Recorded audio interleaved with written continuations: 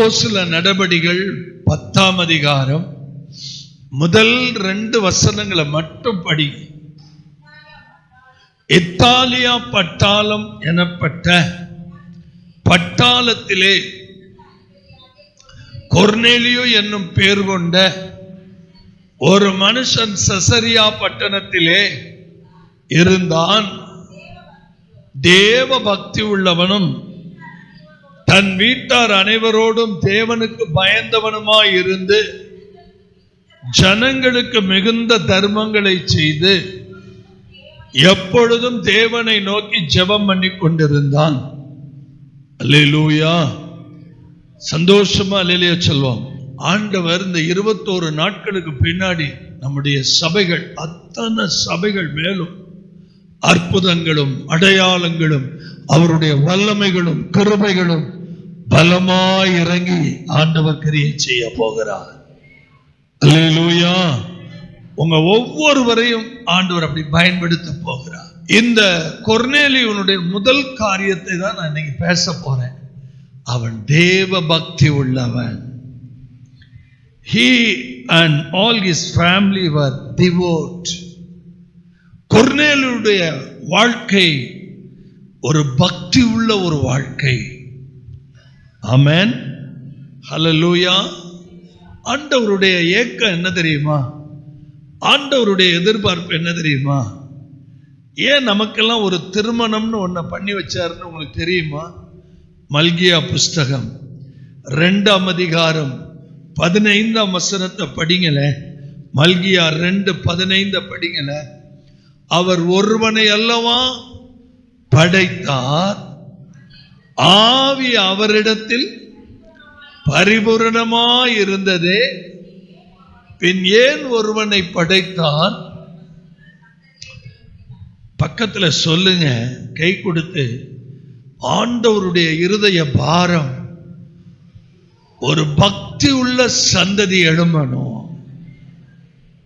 ஏன் அது நாம இருக்கக்கூடாது? Praise the Lord. அது நாமத்தான் இருக்கணும். அதனாலதான் நம்மை வேறு பிரித்திருக்கிறார். மற்ற ஜனங்களிலிருந்து நம்மை பிரித்து எடுத்திருக்கிறார். பிரதர், தேவ பக்தினா என்ன பிரதர்? தேவ பக்தினா மெழுகுதிரி ஏற்றி வைக்கிறதா? தேவ பக்தினா ஊதுபத்தி கொளுத்தி வைக்கிறதா? தேவ பக்தினா கரி நெருப்பை நல்லா போட்டு சாம்பிராணிய போடுறதா? தேவ பக்தினா இயேசுநாதர் போட்டோவை ஆணியில மாட்டி அதுக்கு டெய்லி மல்லிகைப்பூ வாங்கி மாற்றுறதா? தேவ பக்தினா என்ன? இதைத்தானே உலகம் இன்னைக்கு தேவ பக்தின்னு நினைச்சிட்டு இருக்கு. இதைத்தானே இன்னைக்கு புறஜாதி மக்கள் என்ன நினைக்கிறாங்க?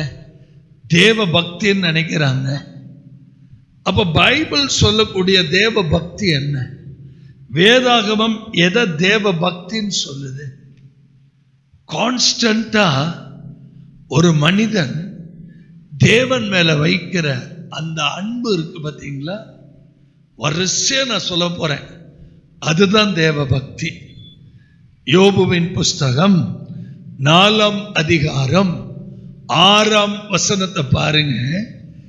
உம்முடைய தேவ பக்தி, எல்இடிய பார்த்து எல்லாரும் படிக்கலாம்.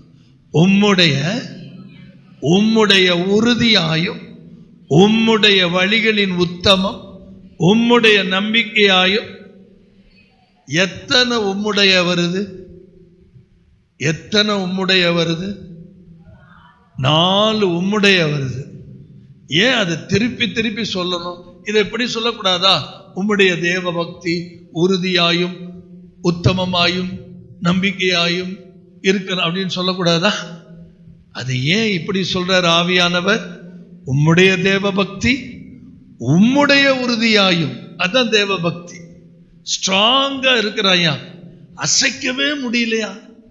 நான் போட்ட அடி அடி நடிக்கிறேன், பைபிள் படிக்காதேன்னு படிக்கிறாயா, அதான் தேவ பக்தி. ஜெபிக்காதன்னு போட்டு காலால மிதிக்கிறேன், ஆனா அவன் என்ன பண்றான்? ஜெபிக்கிறான். அந்த சர்ச்சுக்கு போகாதுன்னு அறையிறேன், எல்லாத்தையும் மீறி என்ன பண்றான்? சர்ச்சுக்கு போறான். இப்ப நமக்கு எல்லாமே தோல்வி மாதிரி தான் தெரியும், தோல்வி கிடையாது. ஜெயம் எடுப்போம். அல்லேலூயா. அப்ப உம்முடைய தேவ பக்தியில என்ன இருக்கணும்? உறுதி. கர்த்தருக்குள்ள ஏசாயா 26:3 படிக்கிறோம், உம்மை உறுதியாய் பற்றி கொண்ட அந்த மனசு இருக்கு பாத்தீங்களா? அந்த மனசு எந்த மனசு? உறுதியாய் பற்றிக்கிற மனசு. இங்கிட்ட அங்கிட்ட உலட்டாம. எங்க அப்பா கேட்டார், உனக்கு யார் வேணும்னு கேட்டார். எனக்கு இயேசு சாமி தான் வேணும். என்னடா பைத்தியக்காரனா இருக்கியடா? அப்படி பைத்தியக்காரனா இருக்கியடா? 1ஆம் கிளாஸ்ல என்னடா படிச்ச அப்படின்னு. ஆனா அவனை படிச்ச. டேய் வேற என்னடா படிச்ச? சொல்ல தெரியல என்னன்னு. அவர் உடனே ஆரம்பிச்சார், அன்னையும் பிதாவும் உன்னறி தெய்வம்னு படிச்சியா இல்லையா? நாங்க தான் உனக்கு யாரு? அன்னையும் பிதாவும், நானும் உங்க அம்மாவும் தான் முதல்ல உனக்கு. பேசலாம். ஆனா பைபிள் அப்படி சொல்லுதா? கொஞ்சம் பேசுங்க. எபேசியர் 6:1 எடுங்க. எபேசியர் 6:1 எடுங்க. பிள்ளைகளே, உங்கள் பெற்றோருக்கு மொட்டத்தனமா கீழ்ப்படியுங்கள். யாருக்குள்ள? அங்க ஒரு வார்த்தையை போட்டாரா? அப்ப முதல்ல யாரு வரணுங்க? அப்புறம் தாங்க பெற்றோர் வரணும். இதை தெரியாதனமா சொல்லிவிட்டேன் எங்க அப்பாட்ட. மரியாதைய ஒரு நிமிஷம் கூட இங்க என்ன பண்ணக்கூடாது, நிக்க கூடாது. அல்லேலூயா, ஆமென். இதாங்க உறுதி. இதான் உறுதி. உம்மை உறுதியாய் உறுதியாய். அந்த உறுதி தாங்க இறுதி வரைக்கும் கொண்டு போகும். அந்த உறுதியில குருதியெல்லாம் சிந்துறதுக்கு நமக்கு சூழ்நிலை வரும். ஆனா இறுதி வரை நிலைத்து நிற்கிறவனே ரட்சிக்கப்படுவான். உறுதியில குருதியெல்லாம் சிந்துற மாதிரி வரும். அல்லேலூயா. உம்மை உறுதியாய் பற்றி கொண்ட மனதை உடையவர். உம்மை உறுதியாய் பற்றி கொண்ட அந்த உறுதிக்கு பெரிய வெகுமதி இருக்குது. தேவ பக்தி. தேவ பக்தியினுடைய அடையாளம் உறுதிங்க. பக்கத்துல கை கொடுத்து சொல்லுங்க, தேவ பக்தியினுடைய அடையாளம் உறுதியான மனம், உறுதியான நம்பிக்கை. அப்படி இருக்கிற பிள்ளைங்களை எப்படி பண்ணுவாரா? பூரண சமாதானம் நமக்குள்ள இருக்கும். ஹல்லேலூயா. கொஞ்சம் வேகமா போமா. லூக்கா புஸ்தகம் 2ஆம் அதிகாரம் 25வது வசனத்தை பாருங்க. சிமியோன்கிற ஒரு தேவ மனிதன் எருசலேம்ல இருக்கும்போது அவருடைய கேரக்டர் எப்படி இருந்துச்சு பாருங்க. நீதியும் தேவ பக்தியும் உள்ளவனாய் இஸ்ரவேலின் ஆறுதல் வர காத்திருக்கிறவனாய் இருந்தான். அவன் மேல் யார் இருந்தா? எல்லாரும் சத்தம் போட்டு சொல்லுங்க, அவன் மேல் யார் இருந்தா? ஒரு ரகசியத்தை நீங்க புரிஞ்சுக்கங்க. உங்களுக்குள்ள தேவ பக்தி இருந்தா தேவ ஆவியானவர் உங்க மேல இருப்பார். அல்லேலூயா. தேவ ஆவியானவர் இருக்கிறத நிரூபிச்சுக்கிட்டே இருப்பார். உங்க ஆவியோட கர்த்தருடைய ஆவியானவர் இருக்கிறத உங்களுக்குள்ள இருந்து அவர் பேசிக்கிட்டே இருப்பார். இந்த சிமியோன் அவர் பாருங்க, நீதியும் தேவ பக்தியும். இந்த தேவ பக்தி இருந்தாலே நீதி வந்துரும், உறுதி வந்துரும், ஆவியானவர் நம்ம மேல இருப்பார். அல்லேலூயா. இதைத்தான் அப்போஸ்தலர் நடபடிகளின் புஸ்தகம் ரொம்ப அருமையா இருக்கு. 9ஆம் அதிகாரம் ஸ்தோத்திரம் 31ஆம் வசனத்தை பாருங்க. அப்போஸ்தலர் 9:31. அப்பொழுது யூதேயா, கலிலேயா, சமாரியா நாடுகள் எங்கிலும் சபைகள் சமாதானம் பெற்று. இப்ப நீங்க எப்படி கொண்டு வரணும்? எனக்குள்ள ஒரு பக்தி தேவனுக்குள்ள இருந்துச்சுன்னா நான் எல்லாரோடையும் சமாதானமா இருப்பேன். நீங்களே வாய் திறந்து சொல்லி பாருங்க. எனக்குள்ள ஒரு பக்தி விருத்தி இருந்தா நான் எல்லாரோடையும் எப்படி இருப்பேன்? சமாதானமா இருப்பேன். சண்டை போட்டுக்க மாட்டேன். கர்த்தருக்கு பயப்படுகிற பயம் இருக்கும். பரிசுத்த ஆவியானவர் பாருங்களேன், அந்த தேவ பக்தின்னு வர்ற இடங்கள்ல எல்லாம் ஆவியானவர் வந்துடுறாரு பாருங்க. ஹல்லேலூயா. இன்னொரு காரியத்தை பாருங்க. அப்போஸ்தலர் 2ஆம் அதிகாரத்துல 5வது வசனத்தை பாருங்க. வானத்தின் கீழ் இருக்கிற சகல தேசத்தாரிலும் இருந்து வந்த, அண்டர்லைன் பண்ணுங்க, என்ன யூதர்கள் இவர்கள்? தேவ பக்தி உள்ள யூதர்கள். தேவ பக்தினா என்ன? நான் திரும்ப சொல்றேன், உறுதியான மனம், ஆண்டவர் மேல இருக்கிற அந்த அன்பு, உறுதியான மனம், நம்பிக்கை, ஆண்டவர் மேல இருக்கிற உறுதி, அது மட்டும் இல்ல நீதி, அது மட்டும் இல்ல சமாதானம், இதெல்லாம் அவர் பரிசுத்த ஆவியானவர் நம்ம மேல இருக்கிறது. இதெல்லாம் எதை காட்டுது? தேவ பக்தியை காட்டுது. அல்லேலூயா. இதே அப்போஸ்தலர் நடபடிகள் 8ஆம் அதிகாரம் 2ஆம் வசனத்தை பாருங்க. தேவ பக்தி உள்ள மனுஷர் ஸ்தேவானை எடுத்து அடக்கம் பண்ணி அவனுக்காக மிகவும், பாருங்க, ராஜஸ்தான் கல்கத்தாவான்னு தெரியல, அந்த சைடுல இருந்து ஒரு லாரி வருது. அந்த லாரிக்கு முன்னாடி ஒரு பிரைவேட் பஸ் போகுது. அது போய் ஒரு கட்டையில மோதி ஃபயர் ஆயிடுச்சு. அதுக்குள்ள 18 பேர் உட்கார்ந்து இருக்கிறாங்க. பின்னாடி வர்ற லாரிக்காரன் அதை பார்த்துட்டான். லாரி டிரைவரும் கிளீனரும் வண்டி ஆஃப் பண்ணி கீழே குதிச்சு அவங்க வண்டியில இருந்து லீவரை எடுத்துட்டு போய் எல்லா ஜன்னல் கண்ணாடி கூலிங் கிளாஸ் எல்லாம் நொறுக்கி 18 பேரையும் உயிரோட வெளியில இழுத்து காப்பாத்திட்டாங்க. இதுக்காக அந்த ஏரியாவில் இருந்த போலீஸ் டிபார்ட்மெண்ட் அவங்கள ஸ்டேஷனுக்கு வர வச்சு சால்வை போத்தி கௌரவப்படுத்தி, அந்த கிளீனர் போட்டிருந்த காக்கி ட்ரௌசர் அழுக்கு பனியனோட நிற்கிறாரு. அதுக்கு மேல அழகான சால்வையை போத்தி 2 பேருக்கும், டிரைவர் கிளீனர் 2 பேருக்கும் ஊக்கத்தொகை போலீஸ் டிபார்ட்மெண்ட் கொடுக்குது. Praise the Lord. இப்ப நம்ம இதுல என்ன ரகசியம்? நமக்கு ஒரு உலக பிரகாரமான மனிதனுக்குள்ள இவ்வளவு ஒரு காரியம் இருக்குமானால் தேவ பக்தி உள்ள தேவ பிள்ளைகளுக்குள்ள எவ்வளவு காணப்படணும். ஆமென். சத்தமா ஒரு ஆமென் சொல்வோம். அந்த மன உறுதி இருக்கணும், அந்த நம்பிக்கை வந்துடும், சமாதானம் வந்துடும், ஆவியானவர் வந்துருவார். அந்த தேவ பக்தியினுடைய அடையாளம், அந்த தேவ பக்தியினுடைய அடையாளம். கொர்நேலியோ பேதுரு வீட்டுக்கு ஆள் அனுப்புவார். அப்ப கூட சாதாரணமா அனுப்ப மாட்டார். நீங்க படிச்சு பாருங்க, அப்போஸ்தலர் நடபடிகளின் புஸ்தகம் 10ஆம் அதிகாரம் 7ஆம் வசனத்தை பாருங்களேன். 10ஆம் அதிகாரம் 7ஆம் வசனத்தை பாருங்களேன். கொர்நேலியோ தன்னுடனே பேசின தேவ தூதன், அப்படியே நிப்பாட்டிக்கங்க, தேவ தூதன் உள்ள வந்தது உண்மைதானா? இவன் உற்று பார்த்தது உண்மைதானா? அப்ப இவன் என்னமோ பேசிக்கிட்டு இருந்திருக்கிறானா? அங்க பாருங்க, தன்னுடனே பேசின. அப்ப 2 பேரும், எங்க ஜெபத்தினுடைய ஆழம் என்ன? கொஞ்சம் தயவு செய்து என்னைக்காவது ஒரு நாளாவது ஆண்டவர் உங்க முன்னாடி வந்து நின்று இருக்காரா? நம்ம முன்னாடி வந்து நின்று இருக்காரா? என்னைக்காவது ஒரு நாளாவது நம்ம பேசி இருக்கிறோமா? இல்ல நம்மகிட்ட பேசிட்டு போயிட்டு வரேன்னு சொல்லி இருக்கிறாரா? அப்படிலாம் இருந்தோம்னா இந்த ஊரை 2ஆக்கிற மாட்டோம் நம்ம. அல்லேலூயா சொல்லு. கொஞ்சம் தயவு செய்து பி சீரியஸ். நேற்றுக்கு 2வது ஆராதனைக்கு வந்தவங்களுக்கு தெரியும், அந்த கிருபை தேவாய ரூம் ஃபுல்லா தூதர்கள். அது பாட்டு அப்படியே எழுதி, ஆண்டவருடைய கிருபையினால உண்மையா சொல்றேன், சில நேரங்கள்ல முதுகுல தட்டிட்டு போயிடுவான்.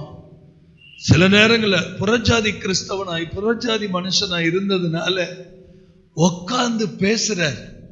கொர்நேலியு கிட்ட பேசி முடித்து போன பின்பு தன் வீட்டு மனுஷரில் 2 பேர், அங்கே நல்லா கவனிக்கணும், 2 பேரையும் தன்னிடத்தில் சேவிக்கிற போர் சேவகரில், அங்கதாங்க ரொம்ப முக்கியமான காரியம். தன்னுடைய வீட்டில் இருக்கிற 2 பேரு, ஆனா போர் சேவகர்ல எப்படிப்பட்ட ஒரு ஆளை செலக்ட் பண்றான்? ஊழியத்துக்கு நீங்க கூட்டிட்டு போற ஆளு தேவ பக்தி உள்ள ஆளா இருக்கும். எனக்காக பக்கத்துல கை கொடுத்து சொல்லுங்க, ஊழியத்துக்கு ஜெபிக்காத ஆளை, தேவ பக்தி இல்லாத ஆளை, நானும் ஊழியத்துக்கு வர்றேன்னு சொல்லி உங்க உயிர் எடுக்கிற ஆளை நீங்க ஊழியத்துக்கு கூட்டிட்டு போனீங்க, அந்த ஆத்துமா ரட்சிக்கப்படவே படாது. தன்னுடனே பேசின தேவ தூதன் போன பின்பு தன்னுடைய வீட்டு மனுஷரில் 2 பேரை தன்னிடத்தில் சேவிக்கிற போர் சேவகரில் தேவ பக்தியுள்ள ஒருவனை அழைத்து. இந்த இடத்துல நீங்க சாதாரணமா நோட்டீஸ் படிக்கிற மாதிரி, பேப்பர் படிக்கிற மாதிரி படிச்சு போக முடியாது. அண்டர்லைன் பண்ணணும். ஊழியத்துக்கு கூட்டிட்டு போற ஆள் யாரா இருக்கணும்? தேவ பக்தி உள்ள ஆளா இருக்கணும். நீங்க 2 பேரும் அந்நிய பாஷை பேசிக்கிட்டே போகணும். இடி முழக்கத்தின் மகன் மாதிரி இருக்கணும். போய் இறங்கின உடனே அல்லேலூயா. அப்படி அனுப்புனா தான் இந்த ஊழியம் சக்சஸ்ஃபுல்லா இருக்கும். தொடர்ந்து இப்ப இந்த தீமோத்தேயுல எக்கச்சக்கமா இருக்குங்க. 1 தீமோத்தேயு 2ஆம் அதிகாரம் 10வது வசனத்தை படிங்கள. 1 தீமோத்தேயு 2:10 படிங்கள. தகுதியான வஸ்திரத்தினாலும் ஞானத்தினாலும் தெளிந்த புத்தியினாலும் தேவ பக்தி உள்ளவர்கள் என்று சொல்லிக் கொள்ளுகிற ஸ்திரீகளுக்கு ஏற்றபடியே நற்கிரியைகளினாலும். அப்ப ஒரு சகோதரனுக்குள்ள ஒரு சகோதரிக்குள்ள தேவ பக்தி இருக்குங்கிறதுக்கு ப்ரூஃப், ஐடென்டிபிகேஷன் என்னன்னா நற்கிரியை. ஆமென் சொல்லுங்க பார்க்கலாம். சத்தமா ஒரு ஆமென் சொல்லுங்க. அப்ப கொர்நேலியு இவ்வளோ தூரம் முதல் காரியம் அவன் தேவ பக்தி உள்ளவன் அப்படின்னு இருந்துச்சா? அப்ப அந்த தேவ பக்தி எதை காட்டுதுங்க? நற்கிரியையே காட்டுது. Praise the Lord. 1 மைல் தூரம் உன்னை கூப்பிட்டா 2 மைல் தூரம் கூட்டிட்டு போ. ஆமென். நற்கிரியை காட்டுது. நற்கிரியைகள்னால நம்மை அலங்கரிக்கணுமா? எல்லாருக்கும் நான் இன்னைக்கு முதல் நாளே சொல்றேன், இன்னைக்கு நமக்கு ஒரு அலங்கரிப்பு தேவை. அது என்ன அலங்கரிப்பு? நற்கிரியை. அந்த மாதிரி ஒரு நற்கிரியைகள் இருக்கிறது எதை காட்டுது? தேவ பக்தியை காட்டுது. உங்களுடைய உறுதி எதை காட்டுது? தேவ பக்தியை காட்டுது. உங்களுடைய நம்பிக்கை எதை காட்டுது? தேவ பக்தியை காட்டுது. உங்களுடைய சமாதானம் எதை காட்டுது? தேவ பக்தியை காட்டுது. உங்க மேல பரிசுத்த ஆவியானவர் இருக்கிறது எதை காட்டுது? தேவ பக்தியை காட்டுது. ஹல்லேலூயா. சந்தோஷமா அல்லேலூயா சொல்லுமா? இப்ப பாருங்க பிரதர், இந்த தேவ பக்தி தேவ பக்தி தேவ பக்தினா what is the meaning of அந்த தேவ பக்திக்கு? What is the meaning of devote? அந்த உண்மையான பக்தியினுடைய ரகசியம் என்ன? 1 தீமோத்தேயு 3ஆம் அதிகாரம் 16ஆம் வசனத்தை எடுத்து சத்தமா படிங்க. 1 தீமோத்தேயு 3:16. எல்லாரும் அண்டர்லைன் பண்ணிக்கங்க. தேவ பக்திக்குரிய ரகசியம் என்னன்னா, யாவரும் ஒப்புக்கொள்ளுகிறபடியே மகா மேன்மை உள்ளது. இது சத்தியமா இல்லையா? அல்லேலூயா. எது சத்தியம்? இப்ப கொஞ்சம் தயவுசெய்து கொஞ்சம் கவனிங்க. யாரும் இடரல ஆயிராதீங்க. ஆதி, இது அப்படியே அந்த வசனம் இருக்கு. ஆதியிலே தேவன் வானத்தையும் பூமியையும் சிருஷ்டித்தார். எல்லாரும் கொஞ்சம் கவனிங்க. ஆதியிலே தேவன் வானத்தையும் பூமியையும் அப்படி சிருஷ்டிக்கும் போது, ஆண்டவர் சிருஷ்டிக்கும் போது ஒழுங்கில்லாமையா இருந்திருக்கும், வெறுமையாவா இருந்திருக்கும், இருளாவா இருந்திருக்கும், 100% இருந்திருக்காது. ஆனா எரேமியா தீர்க்கதரிசி சொல்றாரு, நான் பூமியை பார்த்தேன், அது எப்படி இருந்துச்சு? ஒழுங்கின்மையா இருந்துச்சு, வெறுமையா இருந்துச்சுங்கிறார். ஆனா ஏசாயா சொல்றாரு, அவர் உலகத்தை சர்வ சிருஷ்டி படைக்கும் போது எல்லாம் பூரணமா இருந்தது, அழகா இருந்தது. அப்ப பிசாசு என்னைக்கு தள்ளப்பட்டானோ அன்னைக்கு இந்த பூமி என்ன ஆயிடுச்சு? ஒழுங்கற்று வெறுமையாயிடுச்சு. ஆழத்தின் மேல இருள் போயிருச்சு. இதுக்குண்டான வசனங்களை எல்லாம் நாளைக்கு தியானிப்போம். அல்லேலூயா. இப்ப போட்டு குழப்ப வேண்டாம். இப்ப தேவ பக்திக்கு போறோம். நாளைக்கு தெய்வ பயம்னு ஒண்ணு வரும். அப்பதான் அதெல்லாம் தேவை. நல்ல கவனிங்க. தேவன் மாம்சத்துல வெளிப்பட்டார். ஆவியிலே நீதி உள்ளவர் என்று விளங்கப்பட்டார். தேவ தூதர்களால் புறஜாதிகளிலே உலகத்திலே மகிமையிலே. அப்படியே நீங்க தேவ பக்தியினுடைய ரகசியம் என்னன்னா, இயேசு கிறிஸ்து மாம்சத்துல வந்தார், ஆவியிலே நீதி உள்ளவர் என்று விளங்கப்பட்டார், தேவ தூதர்களால் என்ன செய்யப்பட்டார், காணப்பட்டார், புறஜாதிகளால் பிரசங்கிக்கப்பட்டார். இப்ப உண்மையா இல்லையா? இப்ப யாரால பிரசங்கிக்கப்படுறாரு? ஒரு கொர்நேலியு புறஜாதி தானே, அவனால பிரசங்கிக்கப்படுறாரா இல்லையா? இப்ப ஒரு சுந்தரம்பாள் புறஜாதி தானே, ஒரு லீலாவதி புறஜாதி தானே, இங்க இருக்கிற அநேகர் புறஜாதி தானே. ஆனா உங்க மூலமா ஏசப்பா மகிமைப்படுறாரா இல்லையா? அல்லேலூயா. இதுதான் தேவ பக்தியினுடைய ரகசியம். உங்க ஜெப நேரத்தை மட்டும் கான்ஸ்டன்டா அந்த பக்தி வைராக்கியத்தை விடாம இருந்து பாருங்க. பக்திங்கிறது ஊதுபத்தி அல்ல, பக்திங்கிறது மெழுகுதிரி அல்ல. பக்திங்கிறது அவர் மேல இருக்கிற உறுதி, அவர் மேல இருக்கிற நம்பிக்கை, அவர் மேல இருக்கிற அன்பு, சமாதானம், நற்கிரிய, தேவ பக்திக்குரிய ரகசியம். அல்லேலூயா, ஆமென். இப்ப பாருங்க, இன்னும் மேட்ரு முடியல. அதே 1 தீமோத்தேயு 5ஆம் அதிகாரம் 4ஆம் வசனத்தை பாருங்க. 1 தீமோத்தேயு 4:5-4. விதவையானவளுக்கு பிள்ளைகளாவது பேரன் பேத்திகளாவது இருந்தால், அண்டர்லைன் பண்ணுங்க,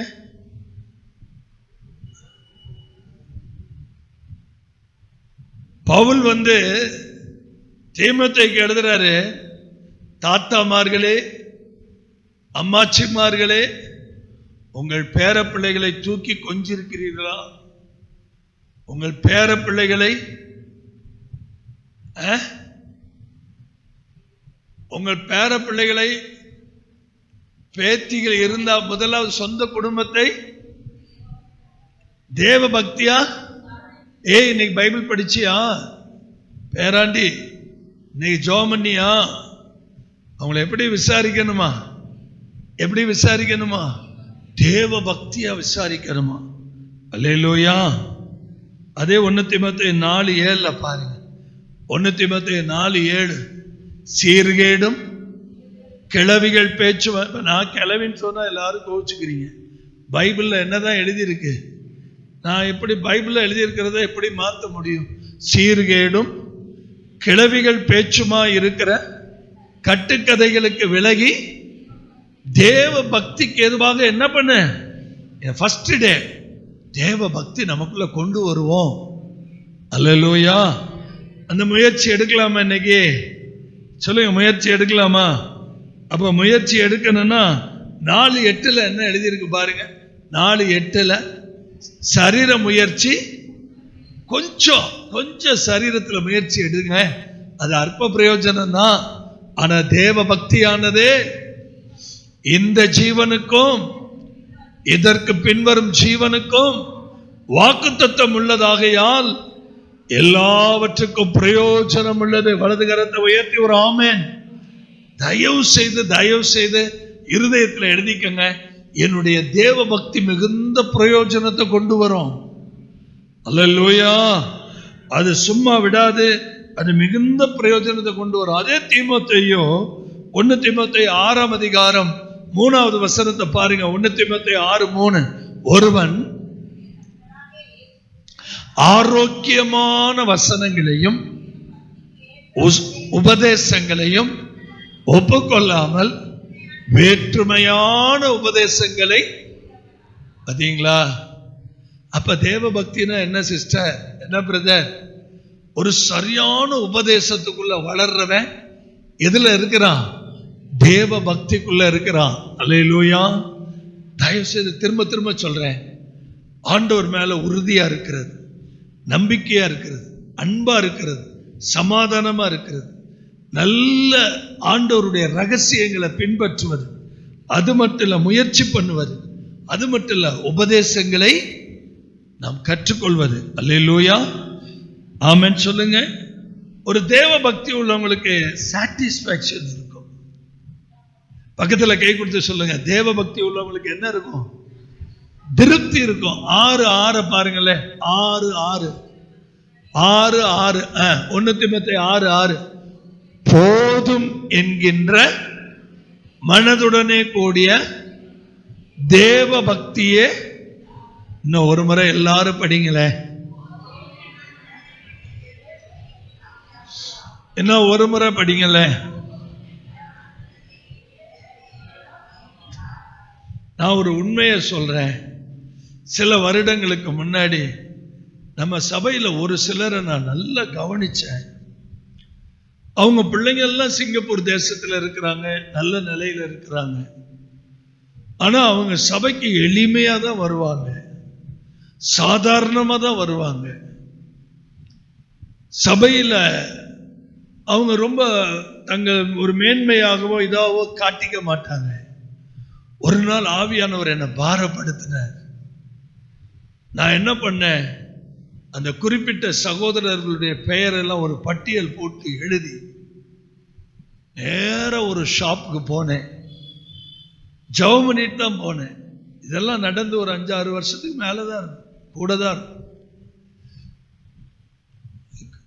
10 வருஷம் இருக்கும் எப்படியும். அப்பதான் அந்த கடையில வெறும் தாய்லாந்து பேக்கா இறக்கி இருந்தான். ஸ்டீல் பேக், ஸ்டீல்னு கம்பெனி, தாய்லாந்து பேக். ஒரு 10 பேக் வாங்கினேன். ஒரு பேக் 450 ரூபா 500 ரூபா. அப்பயே ஒரு 10 பேக் வாங்கினேன். இப்ப அந்த கம்பெனியே கிடையாது. அந்த எளிமையா அந்த சாதாரணமா அப்படி பைபிள் எடுத்துட்டு வரவங்க அத்தனை பிரதர்ஸ் வீட்டுக்கும் அந்த பேக் ஒவ்வொன்று கொடுத்து விட்டுட்டேன். எனக்கு அவ்வளோ சந்தோஷம். ஆமென். நீங்க நினைக்கலாம் இதுல என்ன இருக்கு பெருசு அப்படின்னு. எனக்கு அவ்வளோ சந்தோஷம். அவங்க அந்த பேக்ல பைபிளை வச்சு டைரியை வச்சு அதை தூக்கிட்டு வந்தது எனக்கு பார்க்கறதுக்கு எப்படி இருந்தது, சந்தோஷம். அவங்க போதுங்கிற மனதோட தான் வாழ்றாங்க. அவங்க போதுங்க. இது மாதிரி நான் ஒவ்வொருத்தருக்கா செய்ய ஆரம்பிச்சதுனால எங்க குடும்பத்துல நாங்க எதையுமே எதிர்பார்க்கிறது இல்லை. சாட்டிஸ்பாக்சன், எல்லாத்துலயும் நாங்க திருப்தியா இருப்போம். அல்லேலூயா. போதும். இப்பயே நான் என்ன சொல்றேன், 61 வயசு வரைக்கும் சாப்பிட வேண்டியதெல்லாம் சாப்பிட்டாச்சு. இனியும் சாப்பிடணுமா? சாப்பிடாம கிடந்த என்ன செத்தா போயிட போறோம்? எவ்வளவு தியாகம் பண்ணி ஓட்டத்தை முடிக்க முடியுமோ ஓடுவோம். அல்லேலூயா. கழுத கெட்டா குட்டிச்சோறு. எங்கிட்டு சுத்தினாலும் என்ன சாப்பாடு இருக்கு? பிரியாணிங்கிறான், சிக்கன் 65ங்கிறான், ஒயிட் ரைஸுங்கிறான், ஃபிஷ்ஷுங்கிறான். இதை சுத்தி சுத்தியே தானே நீங்க வந்துட்டு இருக்கிறீங்க. அந்த இட்லி, அந்த தோசை, அந்த இது வேற என்ன ஸ்பெஷல்? இதை தாண்டி ஏதாவது சொல்லுங்க. ஸ்பெஷல்னு உங்களை என்ன ஏமாத்துறான்? 150 வெரைட்டி தோசைங்கிறான். ஒன்னு பொடிய தூவுறான், உங்க கண்ணுல மண்ணை தூவுறான், ஒன்னுல வெண்ணைய ஊத்துறான்.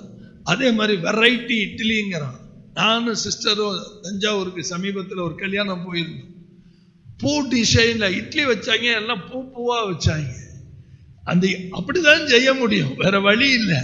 எங்கிட்ட திரும்பினாலும் அந்த இட்லி, அந்த தோசை, அந்த சோறு, அந்த குழம்பு எல்லாம் நம்ம சாப்பிட்டு முடிச்சிட்டோம். ஆமென். சத்தமா ஒரு ஆமென் சொல்லுங்க. போதும் என்கின்ற மனதோடு சத்தமா எல்லாரும் படிங்களே. இனிமே உணவை பார்த்தா விஷத்தை பார்க்கிற மாதிரி பாருங்க.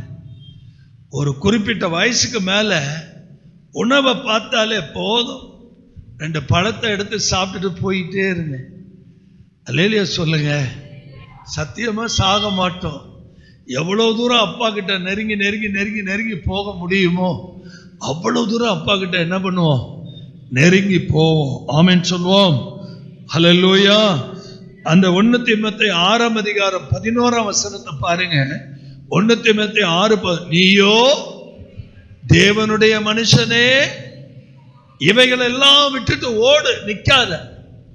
பிரியாணி கிண்டுற இடத்துல நிக்காத, மட்டன் பிரியாணி போடுற இடத்துல நிக்காத, பீஃப் பிரியாணி கொடுக்கிற இடத்துல என்ன பண்ணாத.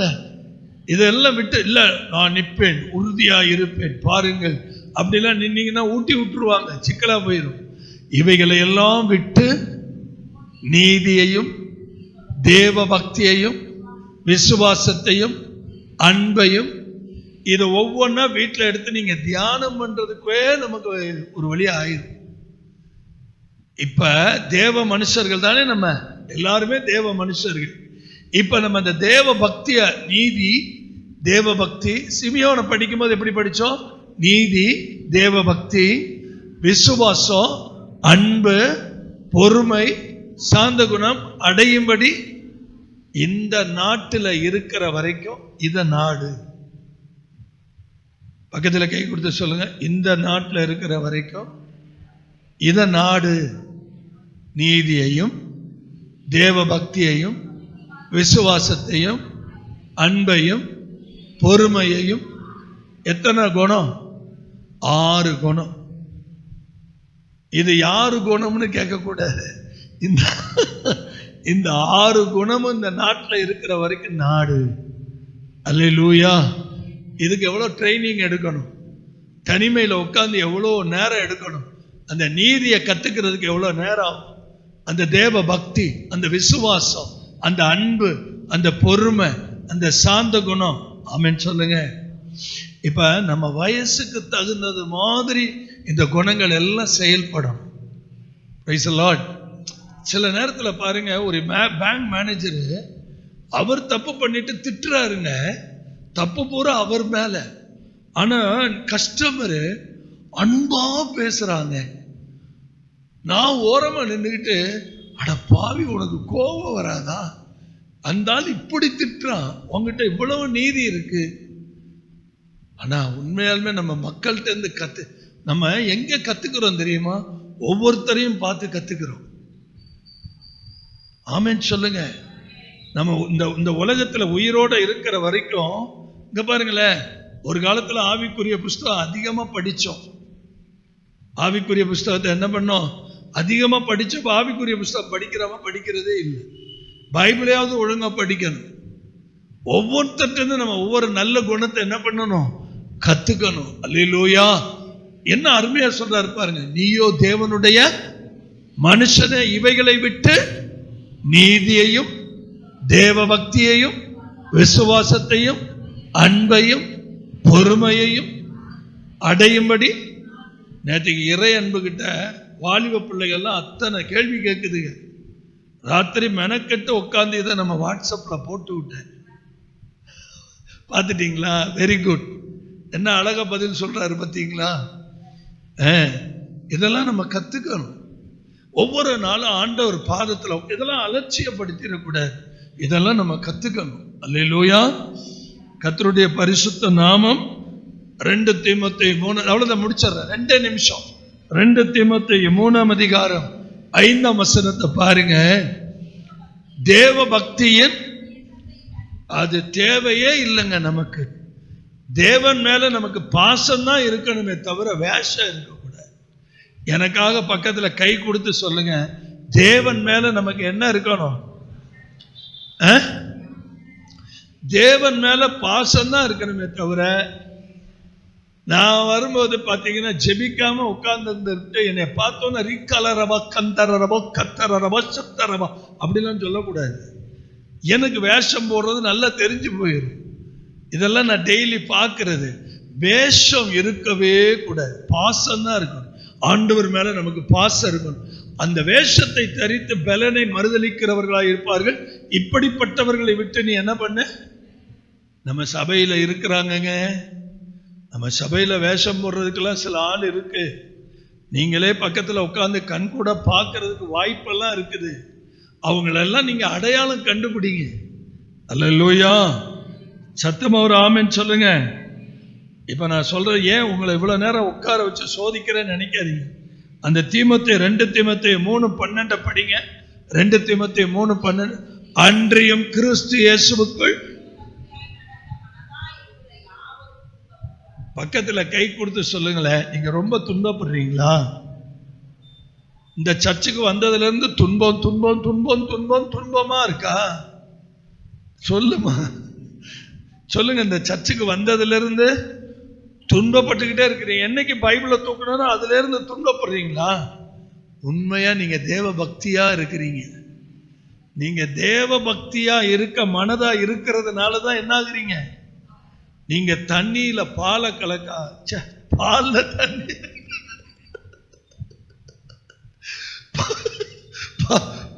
இதையே இப்படி வந்து நிறைய பேர் தண்ணியில பால்ல தண்ணிய கலக்காம இருக்கிறதுனாலதான் கஷ்டப்படுறீங்க. நல்லவங்களை தான் திட்டுறாங்க பார்த்தீங்களா? நம்ம நல்லதுதான் செய்வோம். நேற்றுக்கு சரியான ஜோக்கு. என் கூட யார் வந்தாருன்னா ஞாபகம் இல்லை. ரோட்ல ஒரு பைத்தியம், ஒரு ஜென்ஸ் 2 மூட்டையை தூக்கி தோல் மேல வச்சுக்கிட்டு ஒவ்வொருத்தர்ட்டையா காசு கேட்டுக்கிட்டே வர்றாரு. நான் பைக் எடுக்கிறேன், எல்லாரும் விரட்டி அடிக்கிறாங்க. என்கிட்ட வந்த உடனே பைசா எடுத்த பணம் எடுத்து அவர்கிட்ட கொடுத்தேன். ஏய் நில்லு, என்கிட்ட எவ்வளவு கொடுத்த? ஆடி போயிட்டேன். அப்புறம் நான் கொடுத்த பணத்தை சொன்னேன் அப்படின்ட்டு போறான். பரவாயில்ல, அவங்க தேவலாமடா. ஒன்று விரட்டி அடிச்சவனுக்கெல்லாம் சத்தம் காட்டாம என்ன பண்ணா? இன்னொன்னையும் சொல்றேன், இதெல்லாம் பிராக்டிக்கல். அந்த இந்த மெடிக்கல் மெட்பிளஸ் மெடிக்கல்ல உள்ள நான் மருந்து வாங்க போனேன். ஒய்ஃப் வந்து வாமா உள்ளன்னு கூப்பிட்டு, சும்மா இருக்காம சிஸ்டர் இந்த வாசல்ல ஒரு பாட்டி இருக்குப்பா, பாவமா இருக்குப்பா, பணம் கொடுத்துட்டு போங்க. அந்த பாட்டிக்கு நான் பணம் கொடுத்து சுவிசேஷம் சொல்றேன். ஏம்மா, நான் டெய்லி வாக்கிங் வரும்போது இந்த பாட்டிக்கு பணம் கொடுத்துட்டாமா நான் போவேன், நான் சொல்றதை கேளுன்னு சொன்னேன். இவங்க கேட்கல. நீங்க பணம் கொடுங்கன்னு வாங்கிட்டு அந்த பாட்டிக்கிட்ட பேசிட்டு இருக்கிறாங்க. நான் உள்ள போய் மருந்து வாங்கிட்டு திருப்பி வர்றேன். வண்டியில ஏறி உட்காந்துக்கிட்டு மெதுவா சொல்றாங்க, பா இந்த பாட்டி என்ன சொன்னுச்சு தெரியுமா? அந்த பாட்டிக்கிட்ட காசை கொடுத்துட்டு, பாட்டி ஏசாமி தெரியுமா? உனக்கு முன்னாடியே எனக்கு தெரியும் போ. நீ என்கிட்ட சரி அப்படியே தெரிஞ்சாலும் என்ன சொல்லணும்? அந்த பாட்டி அந்த வயசுக்கு தகுந்த சுவாபம் இல்லை பார்த்தீங்களா? நீ சொல்ற ஏசாமிய நிறைய பேர் என்கிட்ட என்ன பண்ணியிருக்கிறாங்க, சொல்லியிருக்கிறாங்கன்னு சொல்லணும். இல்லாட்டி அந்த ஏசாமியை தான் நான் கும்பிடுவேன்னு சொல்லிருக்கணும். நீ உனக்கு முன்னாடி எனக்கு தெரியும் போ அப்படின்ட்டு. எங்க வீட்டில் ஏண்டா பேசணும்னு ஆயிடுச்சு. எனக்கு தெரியும்ல, எனக்கு அந்த ஆவிகளை தெரியும். அதனாலதான் நான் பாவிகளை நேசிக்கலாம், ஆவிகளை கடிஞ்சுக்கணும். அல்லேலூயா. அன்றியும் கிறிஸ்து இயேசுவுக்குள் தேவ பக்தியாய் நடக்க மனதாய். சரி, இனிமேல உங்களை போட்டு உட்கார வச்சனா நல்லா இருக்காது. 1:10 ஆயிடுச்சு. ஏறக்குறைய கிட்டத்தட்ட இது இன்னும் ஒரு 10 வசனம் பெண்டிங் இருக்கு. நாளைக்கு சொல்றேன். ஆண்டவர் நல்லவர். ஆமென். சரியா முடிச்சு சரியா அனுப்பணும், அதான் நல்லது. எல்லாரும் எழுப்பி நிக்கலாம். நாளைக்கு நான் பேசுவேன், தொடருவேன். எல்லாரும் இன்னைக்கு சாயந்தரம் கண்டிப்பா வந்துருங்க. வர முடியலனாலும் ஜெபம் பண்ணிக்கங்க. சோதிக்காதீங்க பிரதர், ரொம்ப காலையிலையும் சாயந்தரம்லாம் வாங்கன்னு சொல்லாதீங்க. நீங்க வந்ததுக்கு ரொம்ப நன்றி. வராதவங்களெல்லாம் கொஞ்சம் தூண்டி எழுப்புங்க, சொல்லுங்க. நல்ல நாளைக்கு இன்னைக்கு 1/2 மணி நேரம் அந்நிய பாஷையில் ஜெபம் பண்ணோம். நாளைக்கு 3/4 மணி நேரம் ஜெபிக்க போறோம். அல்லேலூயா. இந்த ட்ரைனிங் எடுத்துட்டீங்கன்னு வச்சுக்கோங்களேன். இந்த ட்ரைனிங் எடுத்துட்டீங்கன்னா உங்களுக்குள்ள ரெவலேஷன் வந்துடும். உங்களுக்கு ஜெபக்குறிப்பை எழுதி கொடுக்கறதா இருந்தா இந்த விண்ணப்பத்தால் வாங்கிக்கங்க. எல்லாருமே விண்ணப்பத்தால் வாங்கிக்கங்க. உங்க குடும்பத்துக்காக ஜெபிக்க வேண்டியது இருந்தா எழுதி கொடுங்க. ஸ்தோத்திரம். ஆண்டவரை நோக்கி பார்ப்போமா? ஸ்தோத்திரம், ஸ்தோத்திரம், ஸ்தோத்திரம். ஆண்டவரே, விண்ணப்பத்தை கேட்பவரே, கண்ணீரை காண்பவரே, சுகம் தருபவரே, ஸ்தோத்திரம் ஏசையா. எங்கள் விண்ணப்பத்தை கேட்பவரே, கண்ணீரை சுகம் தருபவரே, ஸ்தோத்திரம் ஏசையா. தேவ பக்தி எல்லாரும் ஆண்டவர்கிட்ட சொல்லுங்க, கொர்நேலியுக்குள்ள எவ்வளவு ஒரு வைராக்கியம் இருந்துச்சு, பவுலுக்குள்ள எவ்வளவு வைராக்கியம் இருந்துச்சு. ஆண்டவரே, அன்றையும் கிறிஸ்து இயேசுவுக்குள் தேவ பக்தியாய் நடக்க மனதாய் இருக்கிற யாவரும் துன்பப்படுவார்கள். உம்முடைய ஆண்டவரே நாமத்தின் மேல் வைராக்கியம், உம்மேல் தெய்வீக அன்பு, உமக்குள் இருக்கிற உறுதி, நம்பிக்கை, சமாதானம், முயற்சி, ரகசியம், ஆண்டவரே உம்மை விட்டு பிரியாமல் எத்தனை துன்பங்கள் வந்தாலும் அதை சகிக்கிற மனப்பான்மை, அதைத்தானே தேவ பக்தி என்று நாங்கள் வாசிக்கிறோம்.